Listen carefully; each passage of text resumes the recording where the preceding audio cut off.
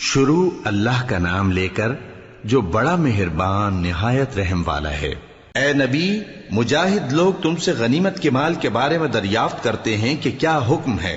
کہہ دو کہ غنیمت اللہ اور اس کے رسول کا مال ہے، تو اللہ سے ڈرو اور آپس میں صلح رکھو، اور اگر ایمان رکھتے ہو تو اللہ اور اس کے رسول کے حکم پر چلو۔ مومن تو وہ ہیں کہ جب اللہ کا ذکر کیا جاتا ہے تو ان کے دل ڈر جاتے ہیں، اور جب انہیں اس کی آیتیں پڑھ کر سنائی جاتی ہیں تو ان کا ایمان اور بڑھ جاتا ہے،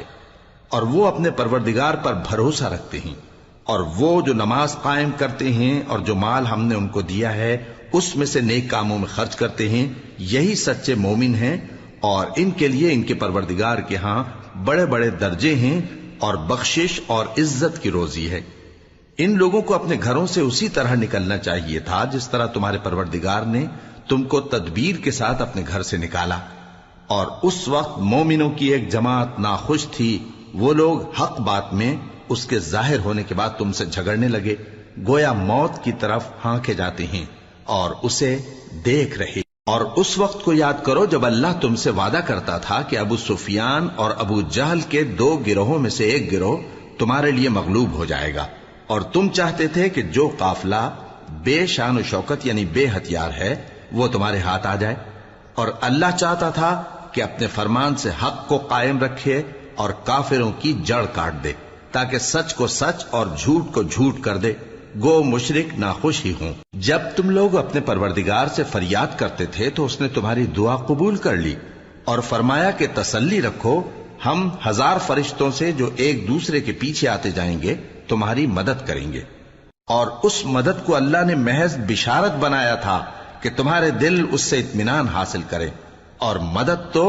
اللہ ہی کی طرف سے ہے، بے شک اللہ غالب ہے، حکمت والا ہے۔ جب اس نے تمہاری تسکین کے لیے اپنی طرف سے تمہیں نیند کی چادر اڑھا دی اور تم پر آسمان سے پانی برسا دیا تاکہ تم کو اس سے نہلا کر پاک کر دے اور شیطانی نجاست کو تم سے دور کر دے، اور اس لیے بھی کہ تمہارے دلوں کو مضبوط کر دے اور اس سے تمہارے پاؤں جمائے رکھے۔ جب تمہارا پروردگار فرشتوں کو ارشاد فرماتا تھا کہ میں تمہارے ساتھ ہوں، تم مومنوں کو تسلی دو کہ ثابت قدم رہیں،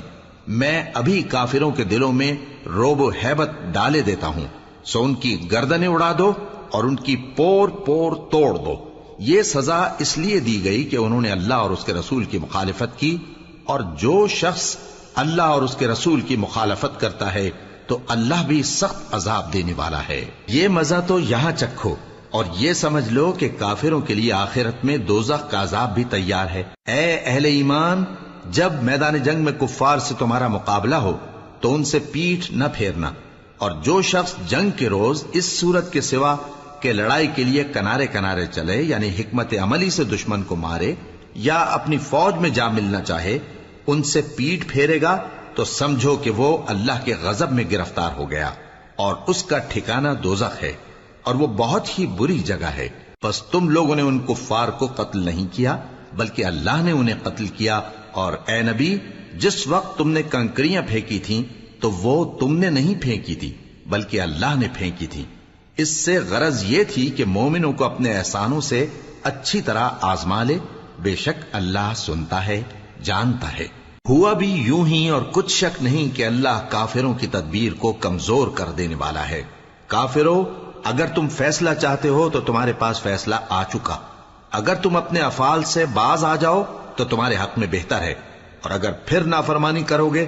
تو ہم بھی پھر تمہیں عذاب کریں گے، اور تمہاری جماعت خواہ کتنی ہی بڑی